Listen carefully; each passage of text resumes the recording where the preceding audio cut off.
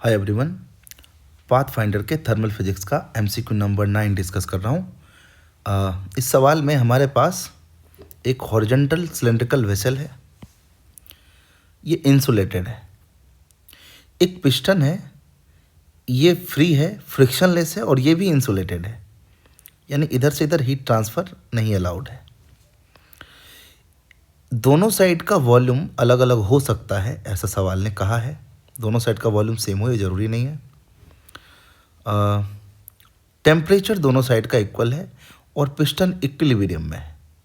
अब क्योंकि पिस्टन यहाँ इक्विलिब्रियम में है तो ऑब्वियस है कि प्रेशर दोनों साइड सेम होगा। टेम्परेचर क्वेश्चन ने कहा है दोनों साइड सेम है। वॉल्यूम क्या है उसके बारे में कोई कमेंट नहीं है। हाँ, दोनों पार्ट में आइडियल मोनोटोमिक गैस भरा हुआ है। Obviously I should have told this earlier. ठीक है,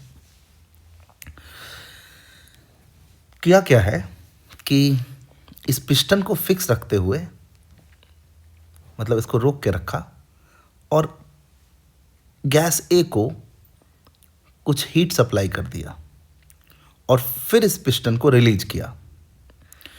तो हमसे पूछा what will the piston do in its subsequent motion. It will execute oscillatory motion of definite amplitude. It will stop somewhere to the right of the initial position after several oscillation of decreasing amplitude and you can read these options. मतलब क्या करेगा वो piston, oscillate करेगा तो कितने amplitude से करेगा, finally रुक जाएगा या ऑसिलेट करता रहेगा, कहाँ रुकेगा, ये सब चीज़ें हैं। तो अगर इसको समझें तो सोचिए कि जब पिस्टन को हमने रोक के रखा था और इधर हीट सप्लाई किया, तो जब तक हम हीट सप्लाई कर रहे थे, क्योंकि हमने पिस्टन को रोक के रखा था तो volume was fixed. So heating will raise the temperature, and while the volume is fixed, pressure will be proportional to temperature. So as temperature is increasing, pressure on side A will increase. So इस side का pressure increase हो जाएगा। तो जैसे ही आप piston को release करेंगे, क्योंकि इधर का प्रेशर इधर के प्रेशर से ज़्यादा है, तो piston will be pushed towards right, इधर की तरफ ये जाएगा। और जब तक इधर का प्रेशर इधर से ज़्यादा रहेगा तब तक इसका स्पीड बढ़ता रहेगा। तो piston will gain kinetic energy. एक ऐसे जगह पे पहुंच जाएगा जहां पर दोनों साइड का प्रेशर सेम हो गया, वहां पे इसका काइनेटिक एनर्जी मैक्सिमम होगा।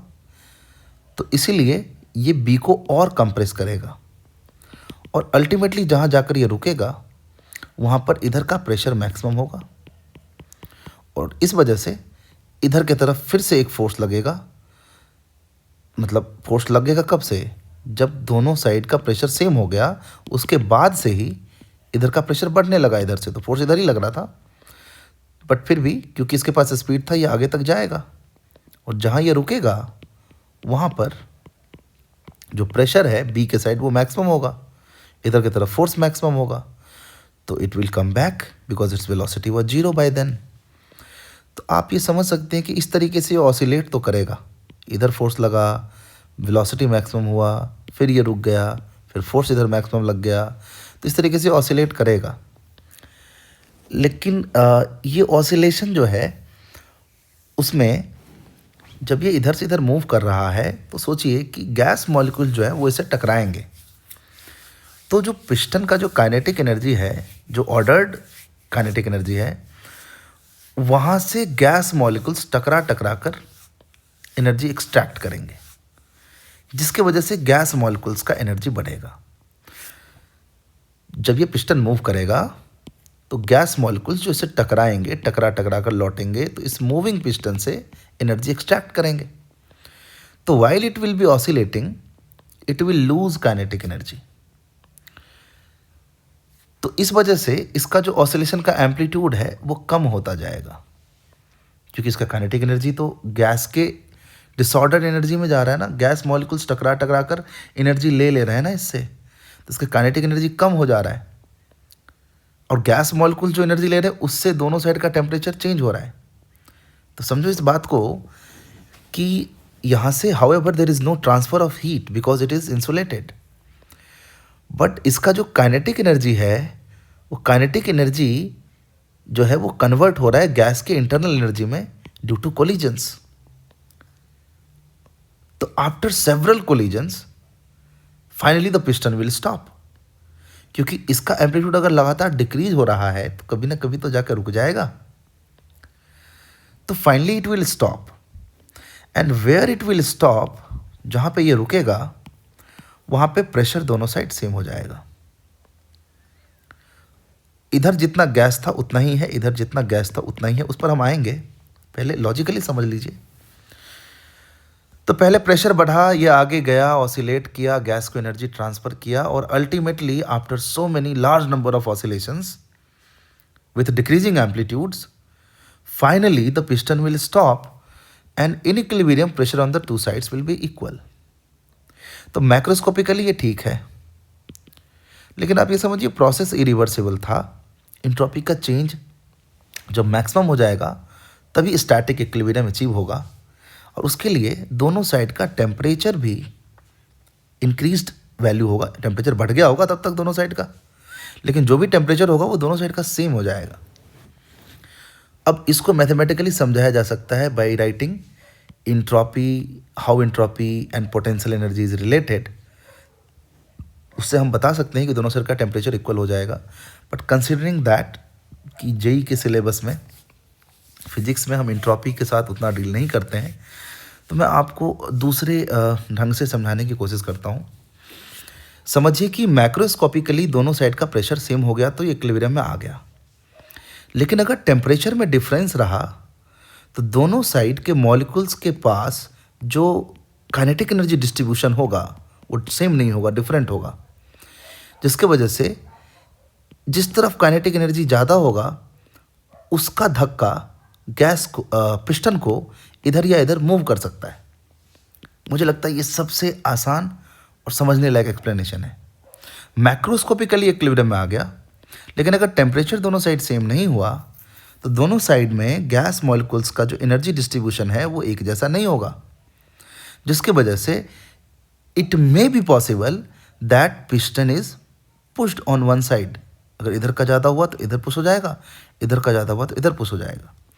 तो मैं ये मान लेता हूँ कि अल्टीमेटली जब ये रुका और अगर ये यहाँ स्टैटिक इक्विलिब्रियम में है, यानी दोनों साइड टेम्परेचर भी सेम हो गया। बस इतना सा आपको समझना होगा, क्योंकि मैं नहीं चाहता हूँ कि इसमें मैं इंट्रोपी वाला एक्सप्रेशंस लाऊं, है ना। अदरवाइज ये बहुत लंबा सॉल्यूशन हो जाएगा, वो समझाने लगूंगा तो I think you can understand this कि फाइनली जब ये रुक जाएगा, बहुत बार कोलाइड कर चुका है गैस मॉलिक्यूल, इससे टकरा टकरा कर इसके सारा एनर्जी ले लिए, ये रुक गया, दोनों साइड प्रेशर सेम हो गया तो दोनों साइड टेम्परेचर भी सेम हो गया, इंट्रोपी मैक्सिमम हो गया। ये प्रोसेस तो इरिवर्सिबल ही था, कोई पिस्टन स्लोली क्वासी स्टैटिकली तो मूव नहीं कर रहा था। तो ultimately pressure and temperature on the two sides will become equal. तो ऑसिलेटरी मोशन होगा डिक्रीजिंग एम्पलीट्यूड का, ये ठीक है। कहाँ रुकेगा उस बात पे आते हैं, क्योंकि इसमें दो ऑप्शंस हैं। आई थिंक डिक्रीजिंग एम्पलीट्यूड वाले दो ऑप्शन हैं, और एक कह रहा है कि stop somewhere to the right, एक कह रहा है कि stops exactly where it started. तो इसको थोड़ा क्लियर करते हैं। इनिशियली इक्विलिब्रियम में था, दोनों साइड प्रेशर P और P था, दोनों साइड टेम्परेचर सेम था, दोनों side number of mole N1 N2 मैंने मान लिया। तो PV इक्वल टू nRT से सोचिए, तो क्योंकि P और T दोनों साइड सेम है तो V1 by V2 will be N1 by N2। ठीक है, हीट सप्लाई किया, जो हुआ प्रोसेस वो समझ गए। तो यहाँ पे V1 by V2 N1 by N2 ये एक चीज़ है हमारे लिए, क्वेश्चन 1 बोल दिया इसको। फाइनली जब रुका तो फिर से प्रेशर दोनों side same, temperature same, number of mole N1 N2। तो फिर से PV इक्वल टू nRT से सोचेंगे तो VA by VB will be N1 by N2। अब इक्वेशन 1 और 2 को आप देखिए तो दोनों जगह रेशियो ऑफ वॉल्यूम, इधर मैंने V1 V2 मान लिया था इनिशियली, और finally just to differentiate VA VB मान लिया।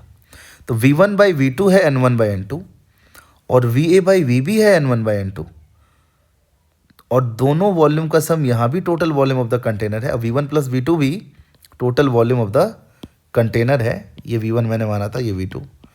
तो रेशियो सेम और दोनों का समेशन, दोनों का सम टोटल सेम।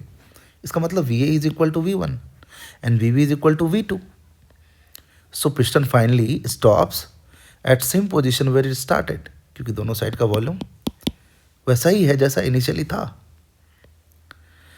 तो this is the final thought तो क्या आएगा हमारा answer? I think C will be the correct answer. And this is actually the correct answer. It will stop exactly where it had started after several oscillations of decreasing amplitude. तो ये बहुत बढ़िया सवाल लगा मुझे. Actually I had to think little bit कि मैं इसको कैसे एक्सप्लेन करूँ बिना एंट्रोपी के. If you have liked my way of explanation, please subscribe to my channel, share with your friends. Thanks for watching.